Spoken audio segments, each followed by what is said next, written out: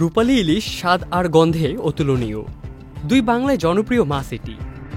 বাঙালিদের অত্যন্ত প্রিয় ও দুর্গাপূজায় অন্যতম চাহিদা ইলিশ মাছের জন্য ভারত বাংলাদেশের উপর নির্ভর করে থাকে। সাবেক প্রধানমন্ত্রী শেখ হাসিনা ক্ষমতায় থাকাকালীন ইলিশ নিয়ে হিমশিম খেতে হয়নি পার্শ্ববর্তী দেশ ভারতে। সাবেক প্রধানমন্ত্রী শেখ হাসিনার দেশত্যাগের পর গত কয়েক বছর ধরে চলমান এই সরবরাহে এবার পড়েছে ভাটা। এতে বেশ বিপাকে পড়েছেন পশ্চিমবঙ্গের ব্যবসায়ী ও সাধারণ মানুষেরা।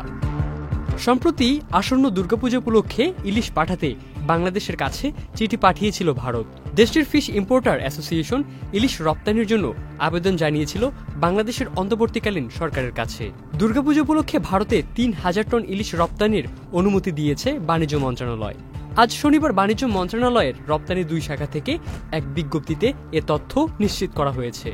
এতে বলা হয়, আসন্ন দুর্গাপূজা উপলক্ষে বিভিন্ন রপ্তানিকারকদের আবেদনের বিপরীতে নির্ধারিত শর্তাবলী পূরণ সাপেক্ষে ৩,০০০ টন ইলিশ ভারতে রপ্তানির অনুমোদন দেওয়া হলো। ইবনে সাইদ অঙ্কুর, চ্যানেল আই। প্রাকৃতিক ও নিরাপদ জিরোক্যাল ক্লাসিকের সাথে এখন পাওয়া যাচ্ছে জিরোক্যাল স্টেভিয়া।